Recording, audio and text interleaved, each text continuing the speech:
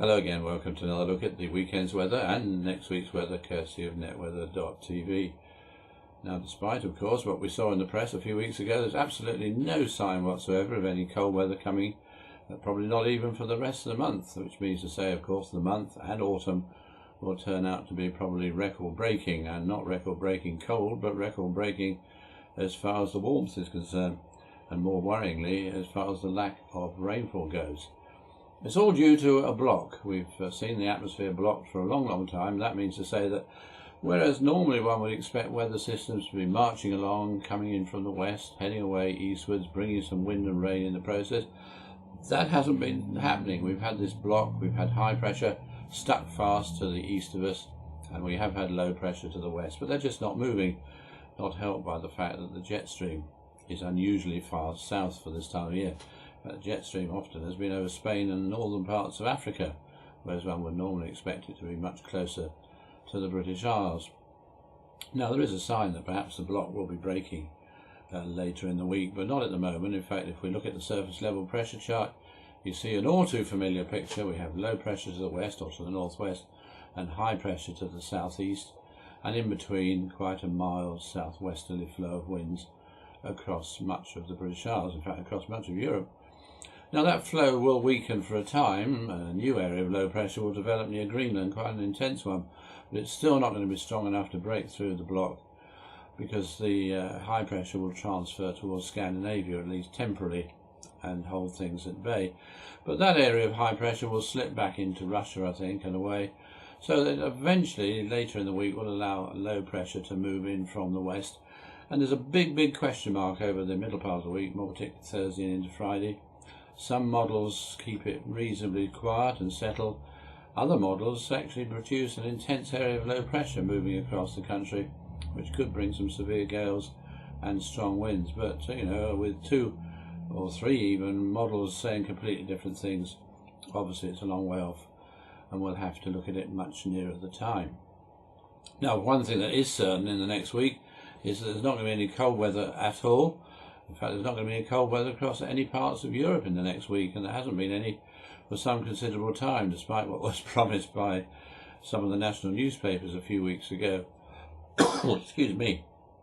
In fact, if we look at the temperature of the atmosphere, you see that the intense cold is miles away to the north of North America, well into sort of central and eastern Russia, across Siberia.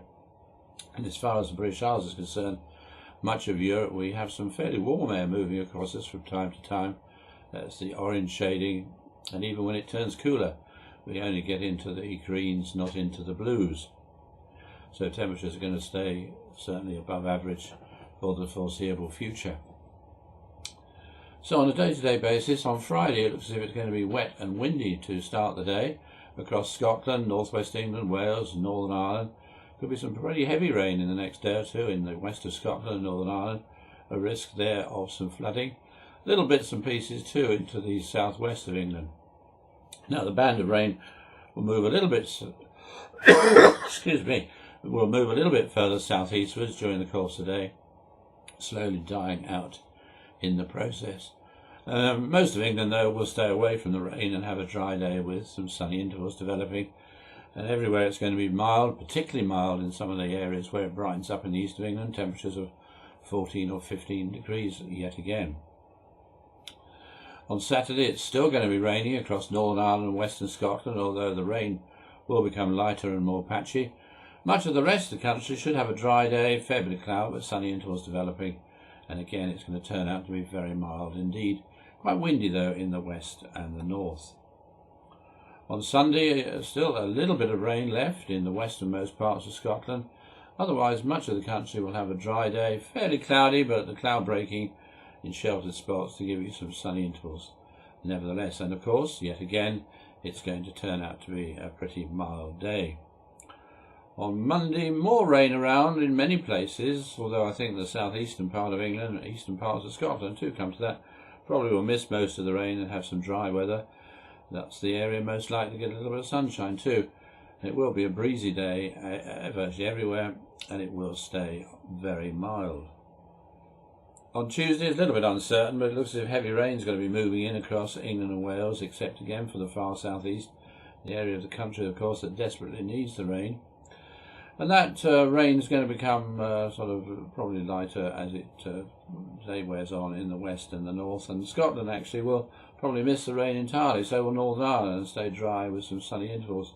Although here a new area of low pressure, a new weather front, will bring some wet and windy weather in well after dark. And again, it's going to be a mild day.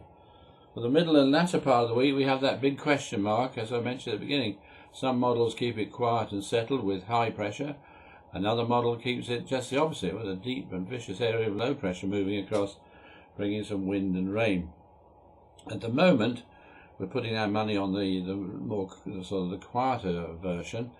So it does look as if perhaps the north and west will be unsettled and windy with rain at times, whereas the south and east mostly dry, with some fog around night and morning, some low cloud too, some sunshine breaking through as well. Could even get some touches of ground frost during the course of the nights. But as I say, there's a lot of uncertainty over that latter part of next week. So the message is keep tuned to your daily forecast. Well, that's all from me for the time being. I'll be back again next week. Hopefully by that time I won't be dying and coughing and spluttering all over the place. But for now, I wish you a lovely weekend and goodbye.